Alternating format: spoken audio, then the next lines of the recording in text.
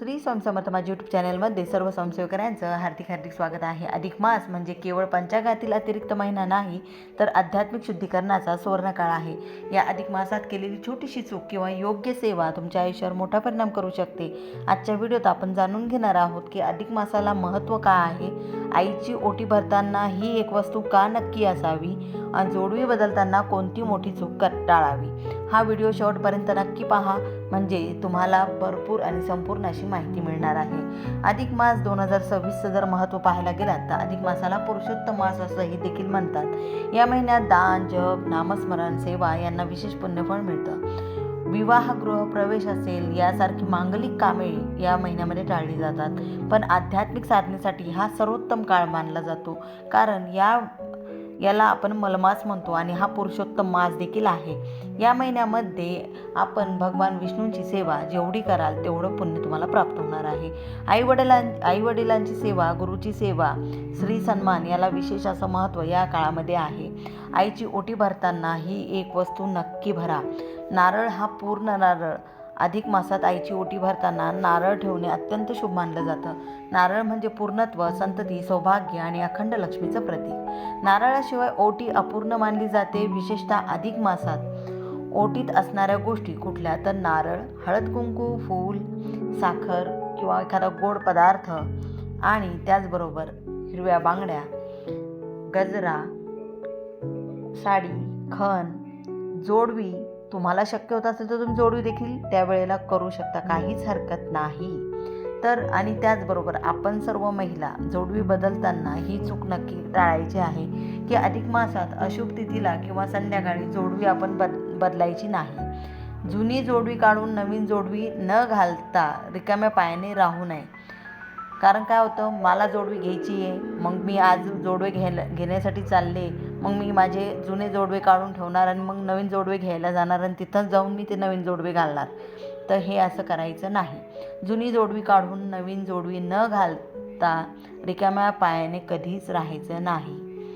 योग्य पद्धत जर म्हटलं तर शक्यतो शुभ दिवशी सकाळी जोडवी बदला, जुनी जोडवी काढून तत्काळ नवीन जोडवी परिधान करा आणि बदलताना जेव्हा आपण जोडवी बदलतो ना तेव्हा आई लक्ष्मीचं स्मरण करा, म्हणजे लक्ष्मी मातेचं स्मरण त्यावेळेला करायचं आहे। त्यावेळेला तुम्ही मनात हे देखील म्हणू शकता की सर्व मंगल मांगल्ये शिवे सर्वार्थ साधिके शरण्ये त्र्यंबके गौरी नारायणी नमस्तुते। असं केल्याने आपलं वैवाहिक सौख्य व जे स्त्री ऊर्जेचं संरक्षण आहे ते आपल्या भोवती होत असतं। या महिन्यामध्ये आपल्याला विष्णूंची सेवा करायची आहे। भगवान विष्णूंची सेवा म्हणजे व्रत, वैकल्य, पूजा करायची आहे। अधिक मासामध्ये भक्ती मास हा जो म्हटला जातो त्याला पुरुषोत्तम मास देखील तो आहे। आणि अधिक मासामध्ये आपल्याला आपल्या शारीरिक, मानसिक, आर्थिक जी गुंतवणूक आहे ती करायची आहे। धार्मिक विधी, पूजा, व्रत, वैकल्य करायचे आहे। स्तोत्र मंत्रांचं पठण करायचं आहे। यामुळे आपल्या घरामध्ये सकारात्मक ऊर्जेचं निर्माण होते। आणि या महिन्यात श्रीमद भागवत असेल, गीतेतील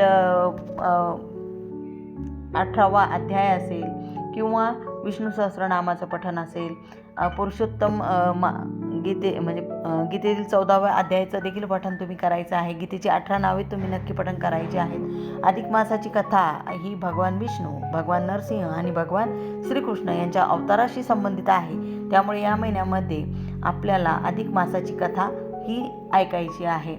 आणि त्याचबरोबर या महिन्यात या देवतेंची मनोभावे आपल्याला पूजा देखील करायची आहे।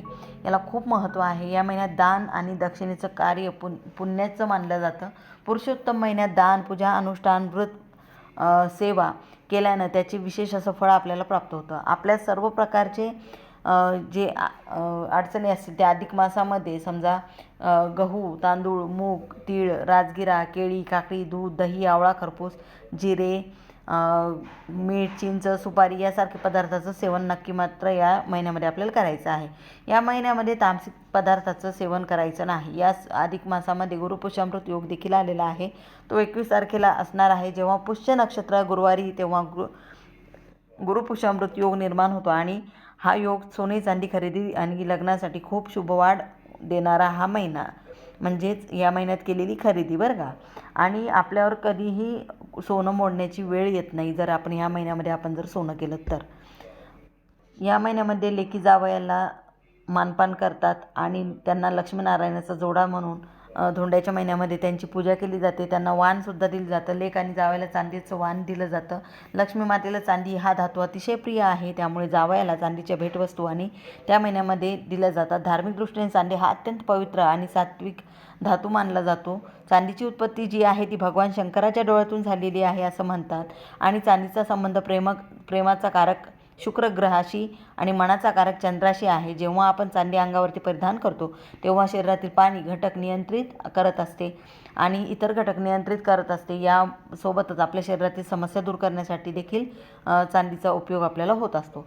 त्यामुळे आपल्या मुलींना तुम्ही आयुष्यात सुख शांती समृद्धी येण्यासाठी अधिक महिन्यामध्ये जावयाला चांदीच्या भेटवस्तू द्याव्यात, किंवा या महिन्यामध्ये आपल्या मुलीला देखील तुम्ही आशीर्वाद स्वरूप जोडवे देखील करू शकतात.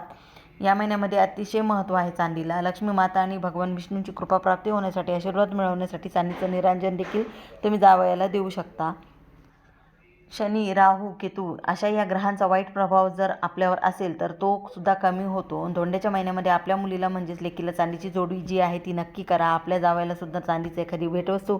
त्याचप्रमाणे प्रत्येक मुलीने आपल्या आईला धोंड्याच्या महिन्यामध्ये साडी, चोळी, नारळ, ओटी आणि हिरव्या बांगड्या नक्की भरायच्या आहेत.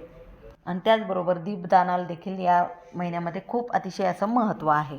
अधिक मास हा आयुष्यात वारंवार येणारा काळ नाही. या काळात आईचा मान, स्त्री शक्तीचा सन्मान आणि योग्य परंपरेचे पालन केल्यास जीवनात सुख समृद्धी निश्चित वाढते. आज सांगितलेल्या छोट्या पण महत्त्वाच्या गोष्टी नक्की लक्षात ठेवा. इतरांपर्यंत पोहोचवा. व्हिडिओ आवडला असेल तर लाईक, शेअर आणि चॅनलला सबस्क्राईब करायला विसरू नका. सर्वांना श्री स्वामी समर्थ.